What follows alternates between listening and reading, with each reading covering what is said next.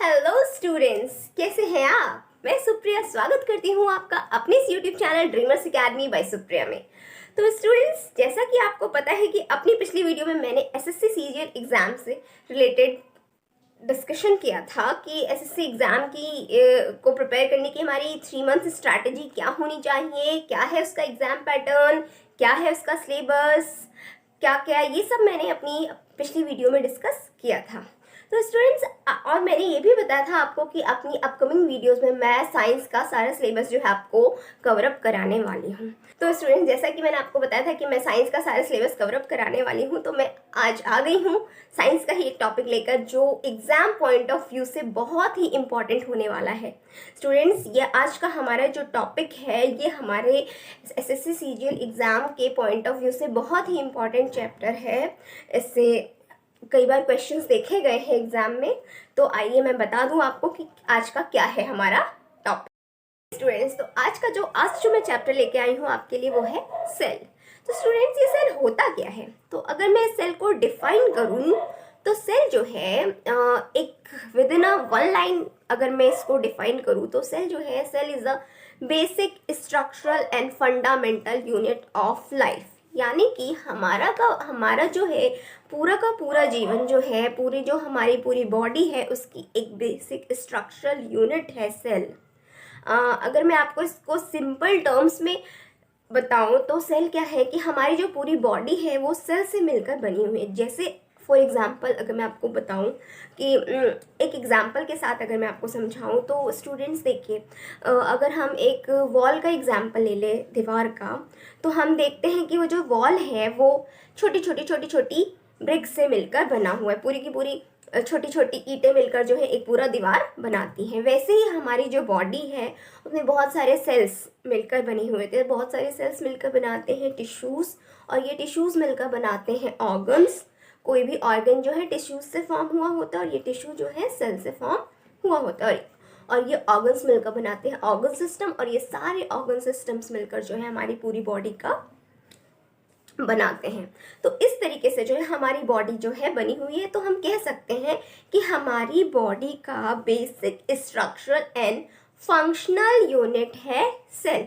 अब स्ट्रक्चरल तो हो गया, मैंने बता दिया आपको कि क्योंकि पूरी छोटे छोटे सेल्स मिलकर जो है जिनसे हमारी पूरी बॉडी, पूरे ऑर्गन्स, पूरा सब कुछ बना हुआ है। फंक्शनल इसलिए हम बोलते हैं क्योंकि हमारी बॉडी में जितने भी मेटाबॉलिक रिएक्शंस होते हैं, जितने भी हमारी बॉडी के फंक्शंस होते हैं, वो सारे के सारे सेल्स में ही होते हैं। तो इसलिए हम कह सकते हैं cell is the basic structural and functional unit of our body. तो इस तरीके से मैंने आपको बता दिया कि सेल क्या है। आइए तो हम थोड़ा सा जान लेते हैं कि ये सेल की हिस्ट्री क्या है, कैसे पता चला कि सेल है जो है एग्जिस्ट करता है, या जो भी इसके फंक्शन है उसकी सेल की हिस्ट्री क्या है, कैसे डिस्कवर हुआ, ये कैसे पता चला। तो स्टूडेंट्स, क्योंकि हम जो है एसएससी सीजीएल एग्ज़ाम की प्रिपरेशन कर रहे हैं, हमें कोई सेल टॉपिक पे पीएचडी नहीं करनी है, हमें अपनी प्रिपरेशन एग्ज़ाम ओरिएंटेड रखनी है। तो मैं आपको एक्सप्लेन भी करती जाऊंगी और साथ के साथ ऐसे क्वेश्चंस भी बताती जाऊंगी जो जिन पे बेस्ड क्वेश्चंस एग्जाम में आए हुए हैं या आ सकते हैं। ऐसे क्वेश्चंस को मैं बता देना चाहूँगी कि आप अपनी नोटबुक और पेन के साथ बैठें और इन क्वेश्चंस को नोट डाउन करते जाएं। ऐसे क्वेश्चंस जो एग्ज़ाम में आ सकते हैं। ओके स्टूडेंट्स, तो पहला क्वेश्चन जो है वो ये है कि देखिए स्टूडेंट्स, क्योंकि जैसा कि आपको स्क्रीन पे दिख रहा है ये कौन है, रॉबर्ट हुक है। तो स्टूडेंट्स, ये जो है इन्होंने ही सेल डिस्कवर किया था। इन्होंने एक कॉक के टुकड़े में माइक्रोस्कोप की हेल्प से देखा था सेल, छोटे छोटे कंपार्टमेंट्स इनको नज़र आए थे जिसे इन्होंने नाम दिया सेल। तो हम बोल सकते हैं कि रॉबर्ट हुक ने जो है सेल डिस्कवर किया था 1665 में। तो इस टाइप का क्वेश्चन भी हमारे एग्ज़ाम में आ सकता है। और इन्होंने जो है ध्यान रखना स्टूडेंट, इन्होंने डेड सेल डिस्कवर किया था। डेड सेल्स, जो कॉक था वो डेड था, डेड सेल्स डिस्कवर किया था। और ये जो है एंटोनी वॉन ल्यूवेनहॉक है, इन्होंने 1674 में फर्स्ट लाइव सेल डिस्कवर किया था। इन्होंने बैक्टीरिया जो है उसका सेल जो है माइक्रोस्कोप में देखा था। तो इन्होंने फर्स्ट लिविंग सेल डिस्कवर किया था और उन्होंने जो है डेड सेल डिस्कवर किया था। तो कई बार एग्जाम में कन्फ्यूज़न हो जाता है, बहुत से बच्चे रॉबर्ट हुक का नाम लिखाते हैं। तो अगर एग्जाम में क्वेश्चन आता है हु डिस्कवर सेल, तो आप रॉबर्ट हुक का नाम लिख के आएंगे। बट अगर एग्जाम में क्वेश्चन आता है कि हु डिस्कवर्ड लाइव सेल, तो आप लिख के आएंगे Antony von Leeuwenhoek. Okay students, आइए अब आगे बढ़ते हैं। तो स्टूडेंट्स ये जो है ये भी क्वेश्चन आ सकता है हमारे में, हु गिव सेल थ्योरी। तो ये जो है सिल्डन एंड श्वान इन्होंने जो है सेल थ्योरी दी थी। अब ये सेल थ्योरी क्या है, तो आइए मैं बता दूं आपको सेल थ्योरी क्या है। बेसिकली सेल थ्योरी के जो है इन्होंने सेल थ्योरी के ज़रिए बताया कि जितने भी ऑर्गेनिज्म हैं, सारे के सारे ऑर्गेनिज्म, जितने भी ऑर्गेनिज्म एग्जिस्ट करते हैं इस अर्थ पे, वो सारे ऑर्गेनिज्म जो है एक या बहुत सारे सेल से मिलकर बने हैं। देखिए हमारा फर्स्ट पॉइंट बोल रहा है all living organisms are composed of one और मोर सेल्स। ओके और फिर सेकेंड पॉइंट क्या है, the cell is the basic unit of structure and organisation in organism. जैसा कि मैंने आपको बता दिया है कि हमारी बॉडी का तो बेसिक स्ट्रक्चर है ही, ऐसे कोई भी ऑर्गेनिज्म है, चाहे एनिमल्स हो गया, चाहे प्लांट्स हो गया, चाहे ह्यूमन बींग्स हो गए, उनका जितने भी लिविंग ऑर्गेनिज्म है उनका बेसिक स्ट्रक्चर यूनिट क्या है, सेल ही है। और third, cell arise from pre existing cells, यानी कि सेल्स जो हैं अपने पहले से जो सेल्स मौजूद होते हैं उन्हीं सेल्स से नए सेल फॉर्म होते रहते हैं कंटिन्यू। तो ये 3 पॉइंट्स जो है सेल थ्योरी जिसे हम कहते हैं वो सिल्डन एंड स्वान ने दिया था। ओके आइए अब मैं आपको बता दूं, ये भी कुछ क्वेश्चंस हैं, इन पे भी इस टाइप के भी क्वेश्चंस एग्ज़ाम में पहले आ चुके हैं। तो फर्स्ट क्वेश्चन ये आ सकता है एग्ज़ाम में कि स्मॉलेस्ट सेल क्या है, सबसे स्मॉलेस्ट सेल कौन सा है, तो कौन सा है, माइकोप्लाज्मा गैलीसेप्टिकम। ये एक बैक्टीरिया है जो कि सबसे स्मॉल है। ओके और लॉन्गेस्ट सेल कौन सा है, हमारी पूरी बॉडी में जो सबसे लॉन्गेस्ट सेल है, सबसे लंबा सेल है, वो है न्यूरॉन। और सबसे बड़ा सेल है ऑस्ट्रिच का अंडा, ऑस्ट्रिच का एग जो है उसे हम बोलते हैं सबसे बिगेस्ट सेल। तो ये कुछ क्वेश्चंस हैं जो एग्ज़ाम में पहले आ चुके हैं, उसे मैंने आपके साथ डिस्कस कर दिया है। ओके अच्छा अब बात होती है टाइप्स ऑफ सेल की। तो स्टूडेंट्स जो सेल हैं वो बेसिकली 2 टाइप्स के होते हैं, प्रोकैरियोटिक सेल्स और यूकैरियोटिक सेल्स। ओके तो जो प्रोकैरियोट सेल्स होते हैं स्टूडेंट्स, ये बेसिकली 2 टाइप्स के होते हैं, प्रोकैरियोटिक सेल्स और यूकैरियोटिक सेल्स। जो प्रोकैरियोटिक सेल्स होते हैं वो बैक्टीरिया, एल्गी इन सब में पाए जाते हैं, और यूकैरियोटिक सेल्स होते हैं वो प्लांट्स, एनिमल्स में पाए जाते हैं। स्टूडेंट्स जो प्रोकैरियोटिक सेल्स हैं, अगर आप इमेज में देख रहे हैं तो आपको नज़र आ रहा होगा प्रोकैरियोटिक सेल में न्यूक्लियोइड होता है और जो यूकैरियोटिक सेल है उसमें न्यूक्लियस है। और भी बहुत सारे डिफरेंसेस हैं जिसे हम आगे डिस्कस करते हैं। देखिए स्टूडेंट्स, जैसा कि अगर प्रोकैरियोटिक सेल्स में लिखा है lack nuclear membrane, prokaryotic cell होता है उसमें न्यूक्लियर मेम्ब्रेन प्रेजेंट नहीं होता है, और यूकैरियोटिक सेल में न्यूक्लियर मेम्ब्रेन प्रेजेंट होता है। और जो प्रोकैरियोटिक सेल्स होते हैं, क्योंकि न्यूक्लियस जो होता है उसके न्यूक्लियस में न्यूक्लियर मेम्ब्रेन प्रेजेंट नहीं होता है, इसलिए उसके न्यूक्लियस को हम न्यूक्लियस ना बोल के न्यूक्लियोइड बोलते हैं। और यूकैरियोटिक सेल में जो है ट्रू न्यूक्लियस प्रेजेंट होता है। और प्रोकैरियोटिक सेल की बात करें अगर हम, तो उसमें नेक्स्ट पॉइंट क्या है, membrane bound organelles are absent. जितने भी सेल ऑर्गेनेली होते हैं जैसे mitochondria, Golgi apparatus, chloroplast and all, जिन सब की भी हम बात करें तो उसमें मेम्ब्रेन प्रेजेंट नहीं होता, वो ऐसे ही प्रेजेंट होते हैं।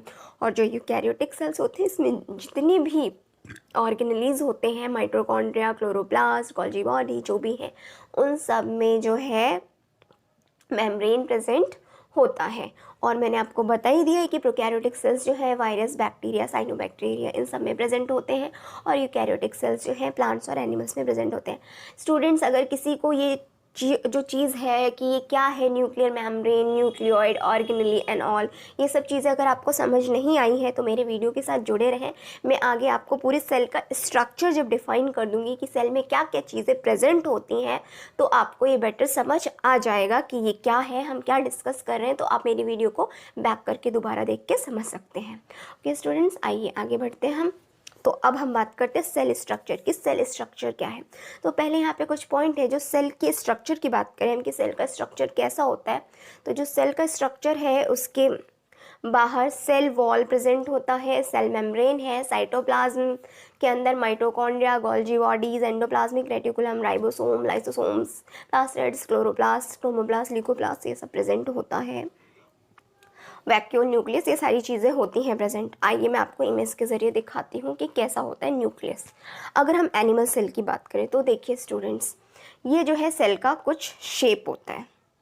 तो बाहर की ओके स्टूडेंट्स, देखिए ये जो बाहर की लेयर है इसे हम बोलते हैं सेल मेम्ब्रेन। ये देखिए सेल मेम्ब्रेन, बाहर की जो लेयर आपको दिखाई देगी उसे हम सेल मेम्ब्रेन बोलते हैं, ठीक है। और ये जो अंदर प्रेजेंट है इसे हम बोलते हैं न्यूक्लियस। स्टूडेंट्स, मैं इन सब के फंक्शन और स्ट्रक्चर्स को भी डिटेल में डिस्कस करूँगी अपनी आगे इसके बाद। तो ये था सेल मेम्ब्रेन और ये न्यूक्लियस, और ये बाकी जितना भी पोर्शन है ये सारा का सारा जो भी इसके अंदर है इसको बोलते हैं हम साइटोप्लाज्म। और साइटोप्लाज्म के अंदर ही ये सारी चीज़ें होती हैं जैसे कि endoplasmic reticulum, mitochondria, vacuole, centrioles, rough endoplasmic reticulum, ये सारा का सारा पोर्शन जो है साइटोप्लाज्म है। और इस साइटोप्लाज्म के अंदर जितनी भी चीज़ें हैं ये सारे चीज़ें जो है इनके डिफरेंट डिफरेंट नाम हैं, जैसे mitochondria, vacuole, microtubules, ribosomes, lysosomes, nucleus, ये गोल्जी बॉडीज़ एंड ऑल, ये सारी चीज़ें हैं। ये एनिमल सेल का स्ट्रक्चर है। मैं इनको डिटेल में भी आपको एक्सप्लेन कर दूंगी कि ये जो पर्टिकुलर सेल्स हैं, सेल ऑर्गेनली कैसे का स्ट्रक्चर कैसा होता है, कैसे क्या फंक्शन होता है इनका। अब नेक्स्ट है plant cell. Students, plant cell में जैसा कि हमने देखा भी एनिमल सेल की, तो एनिमल सेल की जो बाहर की आउटर लेयर थी उसे हमने बोला था सेल मेम्ब्रेन, और जो सेल वॉल है प्लांट सेल में जो बाहर की जो लेयर होती है उसे हम बोलते हैं सेल वॉल। ओके स्टूडेंट्स, और बाकी जो अंदर की ये सारी चीज़ें इसे तो हम साइटोप्लाज्म बोलते हैं, और साइटोप्लाज्म के अंदर ही ये सारी चीज़ें प्रेजेंट होती है, जैसे कि ये माइटोकॉन्ड्रिया है, ये क्लोरोप्लास्ट है, ये गोल्जी बॉडी है, ये राइबोसोम्स है, ये न्यूक्लियस है, ये रफ एंडोप्लाज्मिक रेटिकुलम है, और बाकी चीज़ें हैं। इन सबको हम डिस्कस करते हैं डिटेल में। आइए तो स्टूडेंट्स, सबसे पहले हम प्लांट सेल की बात करते हैं। जैसा कि मैंने आपको बता दिया कि प्लांट सेल में जो बाहर की लेयर होती है उसे हम सेल वॉल बोलते हैं।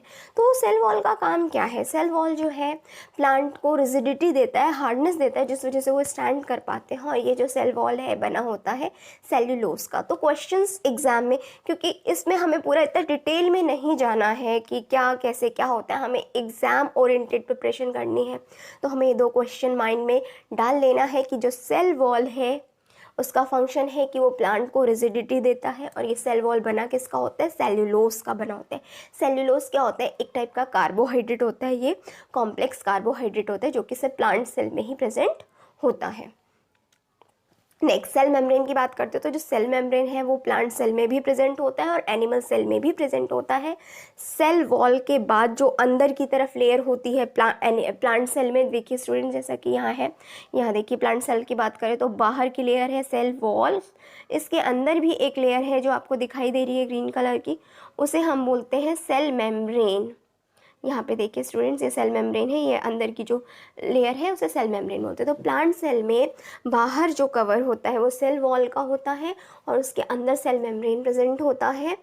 और जो एनिमल सेल की अगर हम बात करें तो एनिमल सेल की बाहर की लेयर को हम सेल मेम्ब्रेन बोलते हैं, इसमें सेल वॉल एब्सेंट होता है। तो ये भी क्वेश्चन आ जाता है कि सेल वॉल प्लांट्स में प्रेजेंट होता है कि एनिमल में प्रेजेंट होता है, तो कोई भी ईजिली बता सकता है। तो ये था। अब नेक्स्ट सेल वॉल के बारे में मैंने आपको बता दिया। अब बात करते हैं सेल मेम्ब्रेन की।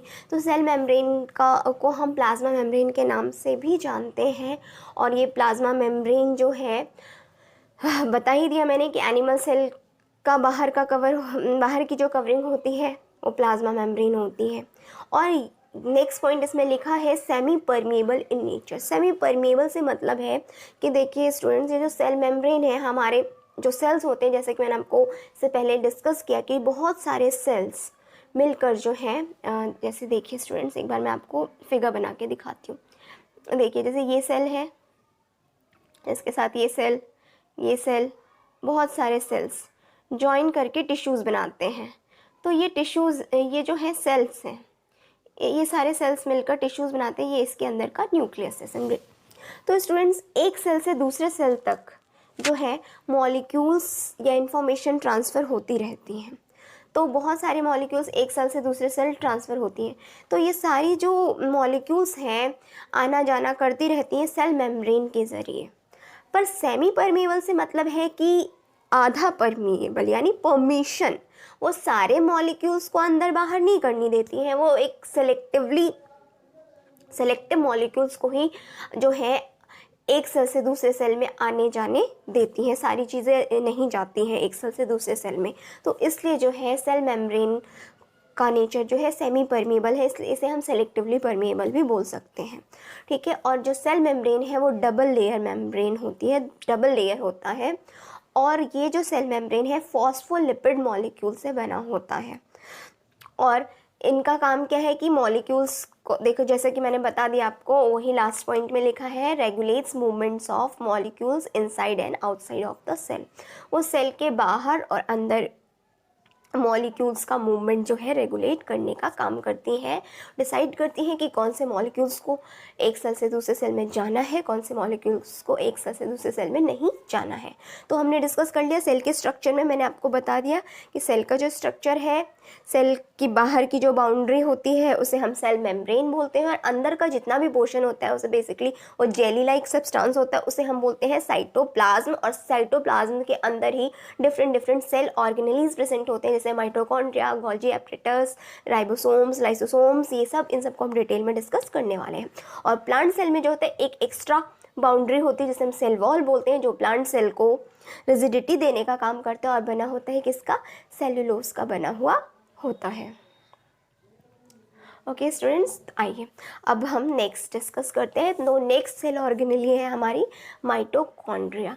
तो स्टूडेंट, ये जो माइटोकॉन्ड्रिया है इससे 1886 में अल्टमान ने डिस्कवर किया था। तो ये भी क्वेश्चन आ जाता है, हु डिस्कवर्ड माइटोकॉन्ड्रिया। तो हम बता देंगे कि अल्टमान ने डिस्कवर किया था। और ये भी आ जाता है कि which organelle of cell also known as powerhouse of the cell, जो कि हमारे नेक्स्ट पॉइंट में लिखा हुआ है। तो हम बता देंगे माइटोकॉन्ड्रिया।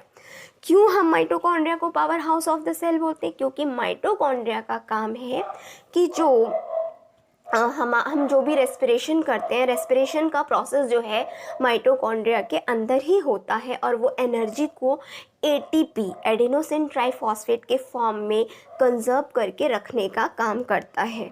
तो जब हमारे बॉडी में एनर्जी की कमी हो जाती है तो माइटोकॉन्ड्रिया जो है हमें एनर्जी प्रोवाइड करता है। तो इसलिए माइटोकॉन्ड्रिया को जो है powerhouse of the cell भी बोला जाता है, ठीक है। ये देखिए माइटोकॉन्ड्रिया का कुछ स्ट्रक्चर इस टाइप का है। ये भी डबल लेयर होता है, जैसा कि इसमें आपको शो हो रहा है। ये है इनर मेम्ब्रेन, आउटर मेम्ब्रेन, और इसके अंदर डीएनए प्रेजेंट होता है, डीऑक्सीराइबोन्यूक्लिक एसिड। क्वेश्चन ये भी एग्जाम में आया हुआ है कि विच ऑर्गेनेली कंटेन्स डीएनए। तो हम बता देंगे माइटोकॉन्ड्रिया। और एक और ऑर्गेनेली है जिसे हम बोलते हैं क्लोरोप्लास्ट। तो क्लोरोप्लास्ट में भी डीएनए प्रेजेंट होता है, ओके। और जैसा कि मैंने आपको बता दिया कि एटीपी के फॉर्म में जो है एनर्जी कंजर्व करके रखता है, और इसके अंदर जितनी भी चीज़ें प्रेजेंट हैं उसे हम बोलते हैं मैट्रिक्स। स्टूडेंट्स, ये डबल लेयर होता है, ये जो है आउटर लेयर है इसकी, और जो अंदर वाली लेयर होती है ये इस तरीके के फॉर्म में, देखो आपको जैसे दिख रहा होगा कि कुछ इस टाइप के फॉर्म में, इसे हम बोलते हैं क्रिस्टी। इसके अंदर राइबोसोम्स भी प्रेजेंट होते हैं। राइबोसोम का काम होता है बेसिकली प्रोटीन सिंथेसिस का, प्रोटीन सिंथेसिस यानी प्रोटीन बनाने का काम करते हैं। तो ये है माइटोकॉन्ड्रिया का स्ट्रक्चर। आइए नेक्स्ट ऑर्गेनेली देखते हैं क्या है, वो है गोल्जी एपरेटस। तो स्टूडेंट्स, कई बार क्वेश्चन एग्जाम में ये भी आया हुआ है कि हु डिस्कवर्ड गोल्जी एपरेटस। तो हम बता देंगे कैमिलो गोल्जी, ओके। और प्लांट सेल में अगर गोल्जी एपरेटस प्रेजेंट होते हैं तो उनका नाम दूसरा होता है, उसे हम डिक्टियोसोम्स के नाम से जानते हैं। प्लांट सेल में गोल्जी एपरेटस को हम डिक्टियोसोम्स के नाम से जानते हैं, ओके। ये गोल्जी एपरेटस कुछ इस टाइप का दिखता है। तो ये जो है ट्रांसपोर्टिंग का काम करता है, मॉलिक्यूल्स को ट्रांसपोर्ट करने का काम करते हैं एक सेल ऑर्गेनेल से दूसरे सेल ऑर्गेनेल तक। जैसे कोई भी मॉलिक्यूल्स है उसको पैकेजिंग का काम और उसको ट्रांसपोर्ट करने का काम करते हैं। तो ये उनका स्ट्रक्चर है। इतना स्ट्रक्चर डिटेल में नहीं आने वाला है, फिर भी मैं आपको दिखा दे रही हूँ। बस हम एग्ज़ाम में क्वेश्चंस में आ सकता है इनका फंक्शन, पर्टिकुलर ऑर्गेनेलिका की फंक्शन क्या है या किसने डिस्कवर किया, और अगर कोई पर्टिकुलर उसका कोई दूसरा नाम है तो ये ऐसा कुछ आ सकता है। ओके, आइए नेक्स्ट ऑर्गेनेली है एंडोप्लाज्मिक रेटिकुलम। तो मैं आपको बता दूं कि जो एंडोप्लाज्मिक रेटिकुलम है वो 2 टाइप्स के होते हैं। एक होता है रफ एंडोप्लाज्मिक रेटिकुलम, एक होता है स्मूथ एंडोप्लाज्मिक रेटिकुलम। तो जो रफ एंडोप्लाज्मिक रेटिकुलम होता है उसके सरफेस पे राइबोसोम्स प्रेजेंट होते हैं। राइबोसोम्स जो मैंने अभी डिस्कस किया, जो कि माइटोकॉन्ड्रिया में भी प्रेजेंट थे। राइबोसोम्स का काम क्या है? प्रोटीन सिंथेसिस का काम करते हैं, यानी प्रोटीन बनाने का काम करते हैं। तो रफ एंडोप्लाज्मिक रेटिकुलम के सरफेस पे राइबोसोम्स प्रेजेंट होते हैं, इसलिए उनका नाम है रफ एंडोप्लाज्मिक रेटिकुलम। और स्मूथ एंडोप्लाज्मिक रेटिकुलम के सरफेस पे कुछ प्रेजेंट नहीं होता है। ठीक है, तो ये जो है फर्स्ट पॉइंट क्या बोल रहे हैं membranes network of tubules like structure found in cytoplasm. तो जैसा कि जब मैंने आपको बता दिया कि जो सेल है उसके अंदर जितना भी मटेरियल प्रेजेंट होता है तो हम साइटोप्लाज्म बोलते हैं। तो उसके अंदर बहुत सारे ट्यूब लाइक फॉर्मेशन का जो स्ट्रक्चर होता है, नेटवर्क टाइप बना हुआ होता है ट्यूब्स का, उसे हम बोलते हैं एंडोप्लाज्मिक रेटिकुलम। और ये न्यूक्लियस के एक साइड से न्यूक्लियस से अटैच होता है, दूसरे साइड से प्लाज्मा मेम्ब्रेन से अटैच होता है। आइए मैं आपको फिगर में दिखा देती हूँ कि कैसा दिखता है एंडोप्लाज्मिक रेटिकुलम। देखिए स्टूडेंट्स, तो ये जो एंडोप्लाज्मिक रेटिकुलम है, ये देखिए, ये एक साइड से तो ये न्यूक्लियस से अटैच होता है और दूसरे साइड से ये प्लाज्मा मेम्ब्रेन से अटैच होता है। तो ये है एंडोप्लाज्मिक रेटिकुलम, कुछ इस तरीके से अटैच होता है।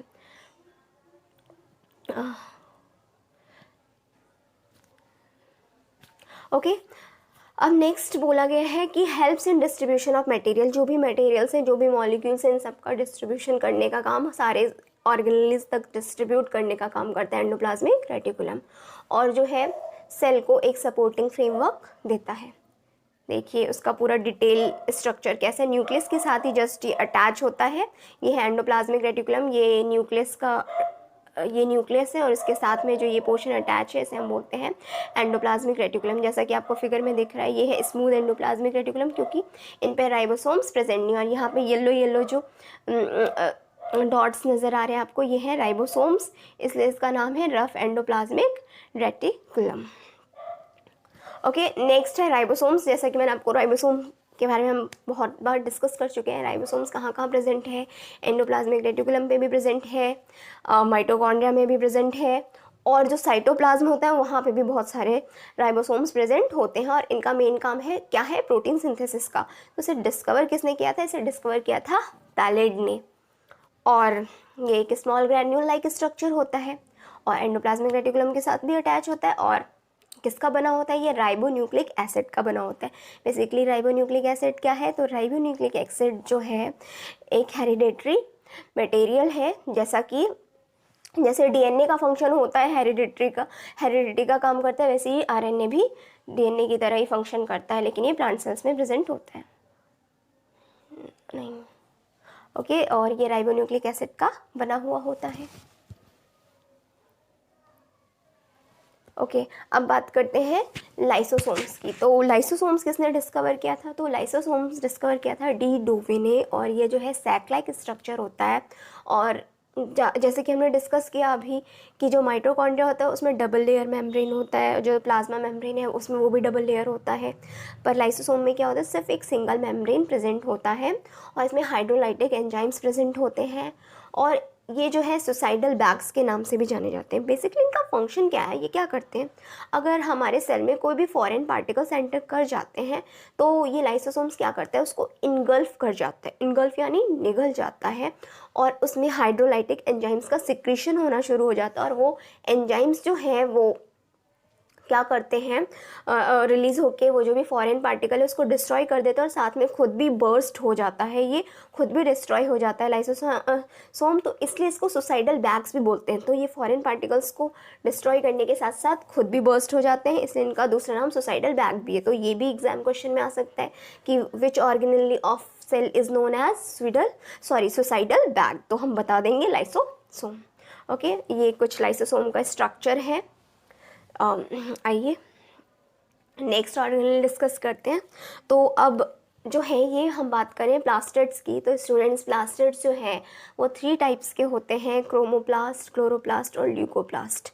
तो ये जो क्रोमोप्लास्ट होते हैं ये प्लांट्स को डिफरेंट कलर्स प्रोवाइड करते हैं, जैसे रेड, येलो और भी बहुत सारे कलर हैं, ऐसे कलर्स प्रोवाइड करने का काम करते हैं क्रोमोप्लास्ट। और क्लोरोप्लास्ट बेसिकली एक ग्रीन पिगमेंट होता है, वो सिर्फ ग्रीन प्लांट्स में प्रेजेंट होता है, ये ग्रीन कलर देने का काम करते हैं। और इस क्लोरोप्लास्ट को हम किचन ऑफ द सेल भी बोलते हैं, इसलिए किचन ऑफ सेल बोलते हैं कि क्लोरोप्लास्ट जो प्रेजेंट होता है वहाँ पे ये फोटोसिंथेसिस का भी काम करते हैं। बेसिकली अगर हम बोल दें प्लांट्स में, आप लोगों ने सुना होगा कि ग्रीन लीव्स जो होते हैं अपना फूड खुद बनाते हैं, तो फोटोसिंथेसिस प्रोसेस के ज़रिए ही फूड बनाते हैं। वो किसकी हेल्प से बनाते हैं? क्लोरोप्लास्ट की हेल्प से बनाते हैं, इसलिए हम क्लोरोप्लास्ट को भी किचन ऑफ द सेल बोलते हैं। तो ये क्वेश्चन भी आ सकता है, kitchen of the cell. Okay, और अब अगर हम बात करें नेक्स्ट प्लास्टिड है ल्यूकोप्लास्ट। तो ल्यूकोप्लास्ट जो होता है कलरलेस होता है, ये जो है फूड को स्टोर करके रखता है, किस फॉर्म में? स्टार्च या प्रोटीन के फॉर्म में स्टोर करके रखने का काम करता है। ये जो है क्लोरोप्लास्ट का स्ट्रक्चर है, इसमें भी डबल लेयर होता है, आउटर मेम्ब्रेन, इनर मेम्ब्रेन। ये कुछ स्ट्रक्चर है क्लोरोप्लास्ट का, इसमें भी आउटर मेम्ब्रेन होता है, इनर मेम्ब्रेन है, ये भी डबल लेयर है। स्टूडेंट्स आइए तो नेक्स्ट ऑर्गेनेलीज देखते हैं, वो क्या है ये स्टूडेंट्स। अच्छा, एक चीज़ मैं बता दूं, जो क्लोरोप्लास्ट होता है उससे प्लांट सेल में ही प्रेजेंट होता है, एनिमल सेल में प्रेजेंट नहीं होता है। अच्छा, अब बात करते हैं वैक्यूल की। तो वैक्यूल जो है ये भी सिंगल मेम्ब्रेन होता है, जैसे कि हमने डिस्कस किया। लाइसोसोम भी सिंगल मेम्ब्रेन है। ये क्वेश्चंस में ध्यान रख लेना, हो सकता है कि कुछ इस टाइप का भी क्वेश्चन फॉर्म होके आ जाए कि कौन कौन से ऑर्गेनेली जो है सिंगल मेम्ब्रेन प्रेजेंट होता है, कौन कौन से ऑर्गेनेली में डबल मेम्ब्रेन प्रेजेंट होता है। तो जैसे कि लाइसोसोम हो गया, वैक्यूल हो गया, सारे सिंगल मेम्ब्रेन होते हैं। और माइटोकॉन्ड्रिया हो गया, क्लोरोप्लास्ट हो गया, सेल मेम्ब्रेन हो गया, सारे डबल मेम्ब्रेन होते हैं। न्यूक्लियस भी डबल मेम्ब्रेन होता है। तो वैक्यूल की अगर बात करें हम, तो ये सिंगल मेम्ब्रेन है। डेड ऑर्गेनेली ऑफ सेल, इसे हम डेड ऑर्गेनेली ऑफ सेल बोलते हैं, डेड होता है सेल में, ठीक है। In plant cell it is larger but in animal cell it is smaller in size. ये भी ध्यान रखना, प्लांट सेल में इसका साइज़ लार्जर होता है क्योंकि ये फूड को स्टोर करके रखता है, और एनिमल साइज में इसका एनिमल सेल में इसका साइज़ छोटा होता है। और ये जो है ऑस्मो रेगुलेशन का काम करते हैं और स्टोर्स टॉक्सिक मेटाबॉलिक वेस्ट, जो भी वेस्ट होते हैं उन सबको स्टोर करके रखने का काम करते हैं। ओके स्टूडेंट्स, अब बात करते हैं न्यूक्लियस की। अच्छा स्टूडेंट्स, न्यूक्लियस कहाँ प्रेजेंट होता है? जैसे कि मैंने आपको फिगर में दिखाया था कि सबसे पहले जो बाउंड्री होती है सेल की, उसे हम सेल मेम्ब्रेन बोलते हैं। अंदर का सारा सब्सटेंस साइटोप्लाज्म होता है, एक्सक्लूडिंग न्यूक्लियस जो कि सेंटर में प्रेजेंट होता है। एनिमल सेल में ये बिल्कुल सेंटर में प्रेजेंट होता है, प्लांट सेल में जो ये है सेल मेम्ब्रेन की तरफ प्रेजेंट होता है। ओके स्टूडेंट्स, तो ये जो न्यूक्लियस है, अगर हम सेल को डिवाइड करें तो वो 3 मेन ऑर्गेनेली में डिवाइड होता है, सेल मेम्ब्रेन, न्यूक्लियस और साइटोप्लाज्म। तो सेल मेम्ब्रेन बाहर की बाउंड्री हो गई, न्यूक्लियस जो सेंटर में प्रेजेंट होता है, और बाकी का जितना भी मटेरियल है, मैट्रिक्स है, उसे हम साइटोप्लाज्म बोलते हैं। जेली लाइक सब्सटेंस जो है उसे हम साइटोप्लाज्म बोलते हैं। ओके, तो न्यूक्लियस जो है स्फेरिकल शेप का होता है, गोल सा होता है। ये एनिमल सेल में सेंट्रली लोकेटेड होता है, नीचे बिल्कुल सेंटर में होता है। ये भी डबल मेम्ब्रेन होता है, और मेम्ब्रेन होने के साथ साथ इसकी जो मेम्ब्रेन्स उसमें छोटे छोटे पोर्स भी प्रेजेंट होते हैं। उस पोर्स के ज़रिए ही मॉलिक्यूल्स जो है साइटोप्लाज्म से न्यूक्लियस में आना जाना करते हैं। और न्यूक्लियस के अंदर जो भी सब्सटेंस प्रेजेंट होता है उसे हम न्यूक्लियोप्लाज्म बोलते हैं। देखिए स्टूडेंट्स, मैं आपको फिगर में दिखा देती हूँ। देखिए फिगर में जैसा कि हमें दिख रखा है कि डबल मेम्ब्रेन है, ये आउटर मेम्ब्रेन हो गई और ये इनर मेम्ब्रेन हो गई, और ये क्या है, न्यूक्लियर पोर है प्रेजेंट, और इसके अंदर न्यूक्लियोलस प्रेजेंट होता है, और ये सारा का सारा जो भी मटेरियल इसके अंदर प्रेजेंट है इसे हम न्यूक्लियोप्लाज्म बोलते हैं। इस न्यूक्लियोप्लाज्म के अंदर ये थ्रेड लाइक स्ट्रक्चर्स जो है प्रेजेंट, इसे हम क्रोमेटिन बोलते हैं, जिसे क्रोमोसोम्स में बोला जाता है। और ये जो न्यूक्लियर मेम्ब्रेन है, जो डबल लेयर है, इसे हम न्यूक्लियर इन्वेलप भी कहते हैं। अच्छा, ये जो क्रोमेटिन प्रेजेंट है, क्रोमोसोम्स प्रेजेंट हैं, इसी पे डीएनए प्रेजेंट होता है, जो कि हेरिडिटी का काम करते हैं, यानी एक जनरेशन से दूसरे जनरेशन में ट्रेट्स को ट्रांसफ़र करने का काम करते हैं। तो ये सारा न्यूक्लियस का कुछ फंक्शन है, और न्यूक्लियस जो है पूरे सेल को कंट्रोल करने का काम करता है। तो हम न्यूक्लियस को सेल का ब्रेन भी कह सकते हैं, पूरे सेल के सारे फंक्शंस को कंट्रोल करने का काम करता है। तो ये था हमारा सेल का स्ट्रक्चर, और इनसे रिलेटेड क्वेश्चंस मैं अब अपनी नेक्स्ट वीडियो में लेके आऊँगी। और मैं उम्मीद करती हूँ आपको मेरी आज का ये वीडियो पसंद आया होगा, और अगर आपको मेरा आज का ये वीडियो पसंद आया है तो मेरे चैनल को लाइक और सब्सक्राइब करना ना भूलें, और मेरे साथ जुड़े रहें, ताकि मैं आगे आपके लिए और भी क्वेश्चंस लेते आऊँ जो आपके लिए एग्ज़ाम पॉइंट ऑफ व्यू से इम्पॉर्टेंट हो। तो याद से ज़रूर ही मेरे चैनल को लाइक और सब्सक्राइब कर दें। Thank you.